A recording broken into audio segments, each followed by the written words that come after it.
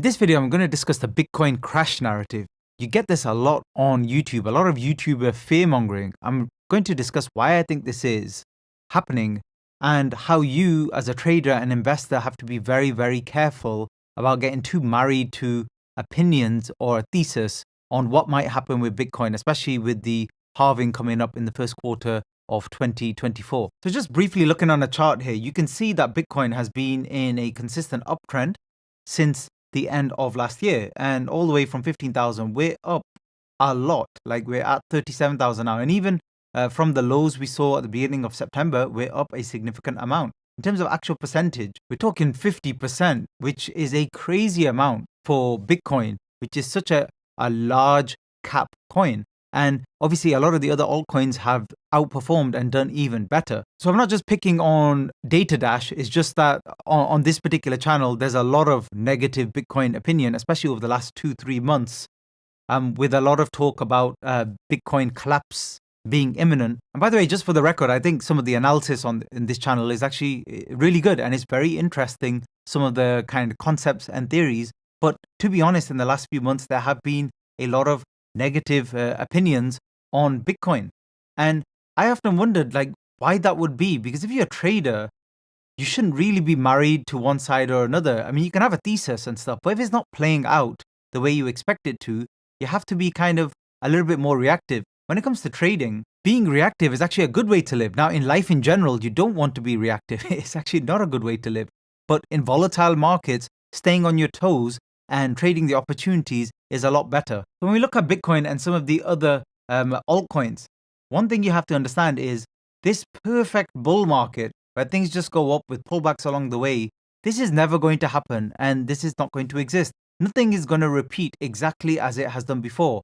It just doesn't work that way, because this is mass psychology. So if everybody thinks this is going to happen, then it's not going to happen, and vice versa. If everyone thinks this is still a bear market because my calculations say the bull market is supposed to start exactly on February 1st, 2024, then it's not going to work out that way. We may have a full bull market even before any of that happens, and the halving might just be a reason to sell.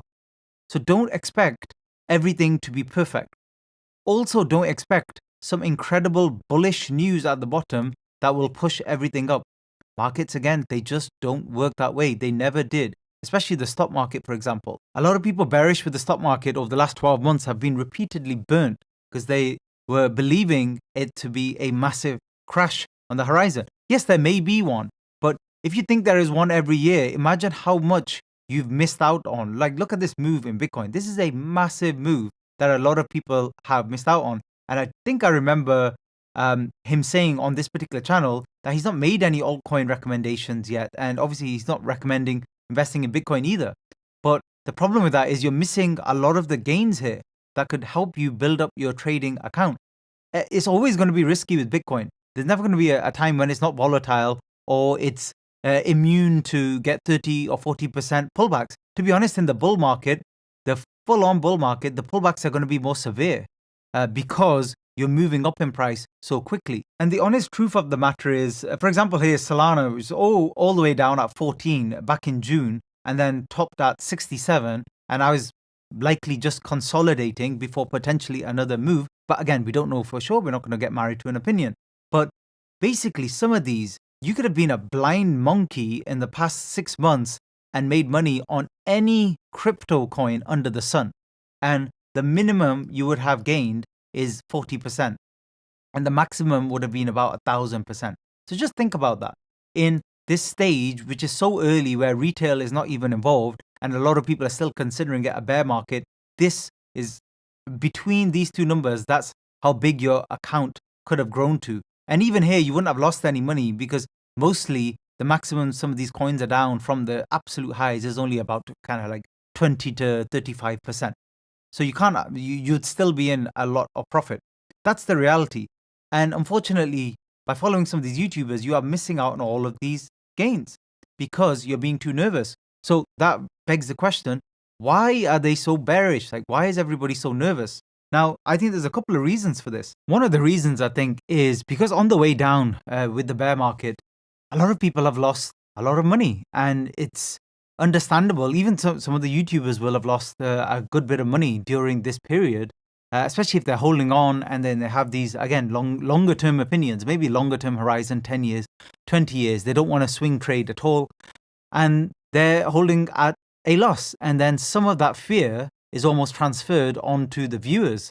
And also, in this market cycle, it's normal during this period where we might be in the depression period right now as we're beginning, maybe the early signs of a bull market, that it's normal to just feel that way because of how the market has been. And some of the YouTubers have done a really good job of continuing to make this consistent content, which is so difficult in these kind of market conditions. But I think sometimes it can take its toll because you're so used to the market just being down on any given day that you almost get into this rhythm and this habit of being a little bit too bearish. The other thing you have to understand is a lot of people talk about FOMO, and I myself discuss that, and I tell all my viewers, be very, very careful about chasing big green candles. But at the same time, some FOMOs are not actually a bad thing. So on some of these other channels, I've seen opinions on fundamentals again. Fundamentals on why one coin in a few years is going to be the next big thing. It's not worth it. It's not worth it for you to tie your money up for several years in the hope that technology materializes. And not only that it materializes, that people actually care, that people care enough to actually invest in it. Like this is FET USD, which is one of the AI coins. I'm not really sure what a lot of the AI coins are doing and what the fundamentals are. All I know is people are watching them and investing in them and volumes coming into them. Clearly, because right now we're experiencing a strong pullback and FET USD is not feeling any of that. It's one of the strongest ones in the market. This is telling you everything you need to know. This is telling you what the narrative is and where your cash likely needs to be when we see pullback. Not in some coin that's not doing anything in the hope that suddenly magic happens in a few months and it starts to move. Because as I've said on my videos before, once it starts to move at the early stages, you can then get involved. But don't wait around for it to move. Don't be that guy. Let it move first, FOMO a little bit into it, and then get on with it. Because in this coin, you could have FOMO'd many times and you would definitely still be in profit because all of these are pullbacks. All these long wicks along the way are pullbacks. You could have gotten involved. So I'm not saying chase tops or anything like that. I'm just saying it's the FOMO that gives you that attention. It gives you a sign that there's attention on a particular coin. Attention leads to volume into that coin, and volume leads to price moves up or down. We only make money when price goes up or down anyway, especially up. For a lot of you investing without leverage, not looking to short the market or anything like that. In fact, let me prove it to you.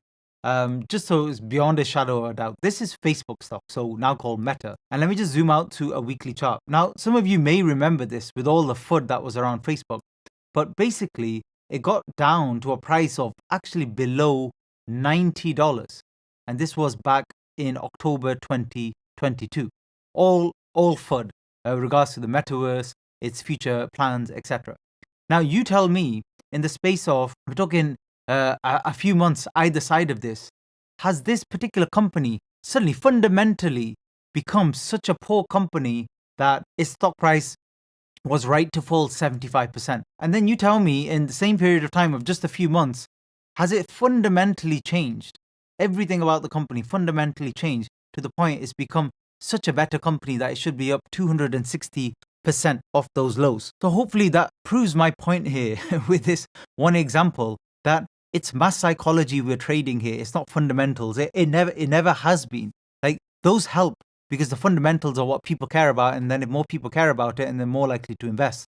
But here, basically, it's a combination of value investing when it comes to some altcoins, based on ones that have moved and ones that haven't. We can't ignore fundamentals. They're useful because they give us an idea of which areas might move more or less than others. But basically, it's mass psychology. And this is where charting is very, very important. Whatever you believe, Bitcoin is telling you on a chart what's really going on. This is the Bitcoin chart on a weekly, and it's clear as day what's going on. And you would expect at these important, like these are weekly candles here, so there's going to be strong resistance around this level. You absolutely expect price to slow down. Now, it's even possible price can turn completely, but that doesn't mean you can't take profits here and have capitalized on all of this move. And if you get a pullback and then we start attacking this level again, probability says we're going to move up. And then that's another great opportunity, not only for Bitcoin, but for other coins. And you shouldn't be missing out on all of that. So in summary, trade the price action, don't trade opinions. Careful about too much optimism or too much bearishness on YouTube. Don't wait for some incredible bullish news before you get in, because that can sometimes mark a top. And understand there will never be the perfect bull market. We might get just this sideways, rubbishy little bull market where we just kind of chop to all-time highs and then pull back and do not that much. But in that, there's so much opportunity for you to grow your trading account. If you want to see some videos on trading strategies, you'll see them now in the screen above. Thanks for listening.